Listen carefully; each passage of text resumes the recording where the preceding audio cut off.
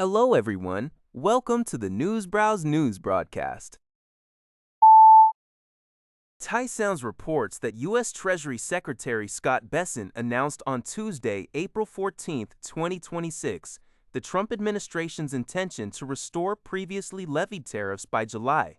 This move comes after the U.S. Supreme Court ruled in February that the reciprocal tariffs implemented by then-President Trump under the International Emergency Economic Powers Act were illegal. Bessent stated at a Wall Street Journal event in Washington that the government would now invoke Section 301 of the Trade Act, a measure previously validated by courts to reinstate the tariffs. Businesses are advised to prepare for these changes. Currently, a temporary 10% tariff under Section 122 of the 1974 Trade Act is in effect, set to expire after July 24th. Bessent also affirmed the robust growth of the U.S. economy, projecting it to easily surpass 3 to 3.5% this year, despite global events like the Iran war. Regarding the Federal Reserve's monetary policy, Bessent commented that the Fed had misjudged inflation, noting falling core inflation, and suggested there is significant room for interest rate reductions. Al Jazeera reports that Israeli military attacks in the Gaza Strip have resulted in the deaths of at least 11 Palestinians, including 2 children, a 3-year-old and a 14-year-old. These strikes, targeting locations such as a police vehicle in Gaza City and individuals near a cafe in the Shadi refugee camp, are described as the latest violations of a ceasefire agreement with Hamas that began in October last year.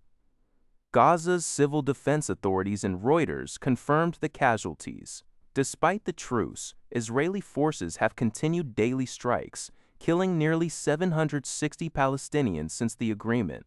The Gaza Ministry of Health stated that an additional 2,111 Palestinians have been injured, bringing the total killed by Israeli forces in the territory to 72,336 since the war began on October 7, 2023. A new study, reported by Foreign One, indicates that AI-driven chatbots frequently provide problematic medical advice. Researchers from the United States, Canada, and the United Kingdom evaluated 5 major AI platforms: ChatGPT, Gemini, Meta AI, Grok, and DeepSeek, by posing 10 questions within 5 health categories to each. The findings, published in the medical journal BMJ Open, reveal that roughly 50% of the AI chatbot's responses were deemed problematic, with close to 20% being highly problematic.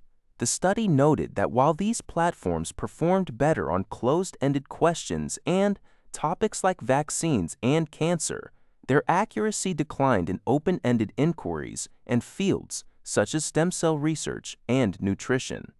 The chatbots delivered advice with a confident tone, but often lacked complete and accurate references.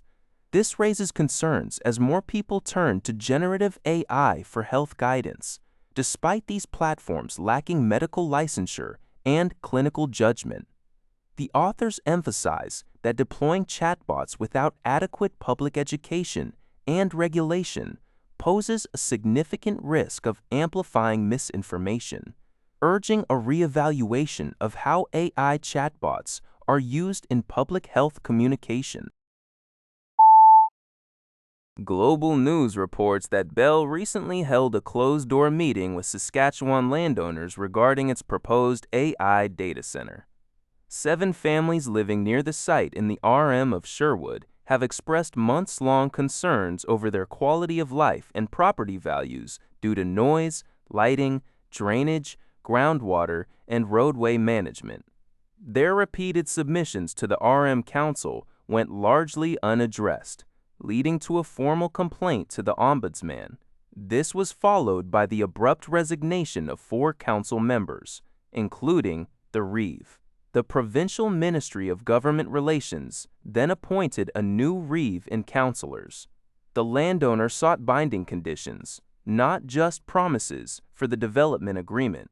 After Tuesday's meeting with the newly appointed council, residents expressed optimism that their concerns were finally being heard, particularly after a presentation by Bell AI Fabric President Dan Rink. However, no concrete commitments or binding conditions were made at the meeting, with the development agreement slated for review on April 20th. That's all for this video. Thank you for watching. See you in the next video.